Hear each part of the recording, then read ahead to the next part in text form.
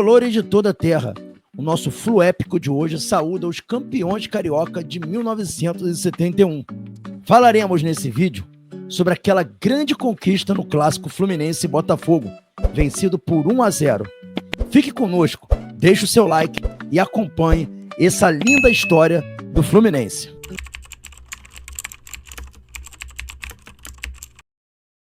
O Campeonato Carioca de 1971 foi a 73ª edição da principal competição de futebol do Rio de Janeiro. A média de público foi de 18.601 torcedores pagantes por jogo, mais de 5.500 em relação ao ano anterior. Quanto ao regulamento, o torneio era composto de 12 times, divididos em 2 grupos, onde os 4 primeiros de cada grupo garantiam vaga no segundo turno. O campeão carioca seria o clube que tivesse maior quantidade de pontos no geral. Naquele ano, o Botafogo era conhecido como Selefogo, pois possuía em seus crete jogadores como Jairzinho, Paulo César Cajur, Carlos Alberto Torres e Brito, todos campeões do mundo em 1970. E estava arrasando todos os seus adversários. Inclusive, venceu o próprio Fluminense no primeiro turno, com um gol de pênalti que não aconteceu, o que teve pouca repercussão à época, mas que deixou os jogadores do Fluminense revoltados. O juiz deu pênalti, atrasado, meio sem convicção, e os craques do Flu protestaram.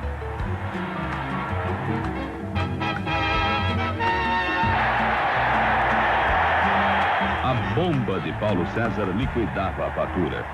Agora, faltando 15 minutos para acabar, ninguém seguraria os cobrões alvinegros.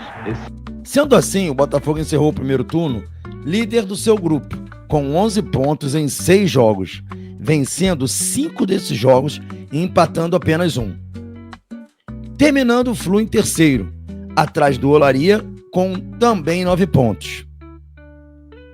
Classificados para o segundo turno, agora os 8 times se enfrentariam, e a soma dos 2 turnos nos diria o campeão. O Botafogo continuou arrasador, a ponto de Paulo César Lima posar com a faixa de campeão para a revista Placar de 30 de abril, a 4 rodadas do fim do campeonato, pois o Botafogo tinha 4 pontos de vantagem sobre o Flu, mas empatou com Bom Sucesso e América e perdeu para o Flamengo em seguida. Coisas de Botafogo. E a arrogância precedeu a queda. Pois bem, o Flu continuou a vencer e chegou à final com 1 ponto atrás somente, virando esta partida uma verdadeira decisão. No dia do grande jogo, o Maracanã fervilhava, completamente lotado. As 160 mil pessoas agitavam suas bandeiras e seus gritos. Uma verdadeira festa.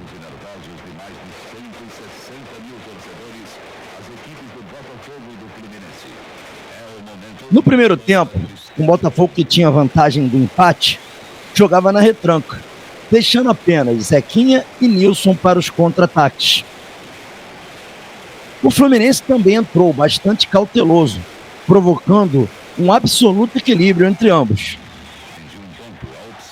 Com isso, a maior parte das jogadas se desenrolava entre as duas intermediárias. O lance mais perigoso desse primeiro tempo acontece quando Lula, cobrando uma falta, mandou a bola no travessão. O Flu demonstrava mais ímpeto ofensivo, enquanto o Botafogo se defendia. O Flu continua insistindo.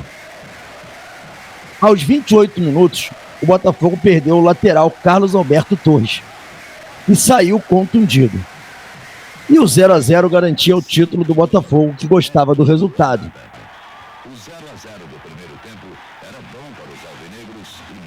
No segundo tempo, o Fluminense voltou com Flávio no lugar de Didi, e com isso deu mais agressividade ao ataque tricolor.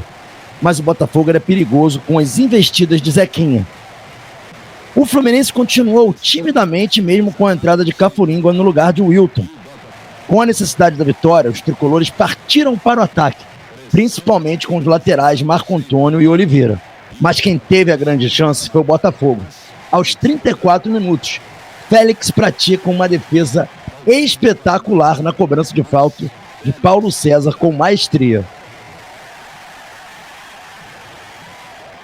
Aos 43 aconteceu o lance que decidiu o jogo. Após um cruzamento do lateral direito Oliveira, Marco Antônio e o goleiro Birajara se chocaram, tendo a bola sobrado para Lula, que fez o gol, com insistentes reclamações dos botafoguenses. O árbitro, correndo para o centro do campo, foi perseguido por jogadores do Botafogo, enquanto a torcida do Flu, ensandecida, jogava pó de arroz para o alto e comemorava. A confusão continuava, jogadores do Botafogo cercando a arbitragem, mas não adiantou. O Fluminense se sagrou campeão carioca. Os jogadores do Flu dão a volta olímpica e Zagallo é erguido e celebrado. Os jornais da época enfatizaram o acontecimento do lance do gol, mas esqueceram de falar do primeiro turno, no 1-0, em que um pênalti foi inventado para o Botafogo. Na verdade, se o Fluminense teve alguma vantagem no último jogo por suposta falta, ele também foi prejudicado no primeiro turno com um pênalti que não existiu. Inclusive poderia ter se sagrado campeão carioca invicto, se não fosse aquele primeiro turno com aquele gol inventado no pênalti que não houve para o Botafogo. Por fim, a justiça foi feita e o grande campeão de 71 foi o Fluminense, com muita justiça. Mesmo com o Botafogo tendo uma seleção, a arrogância resultou na queda. Saudações tricolores.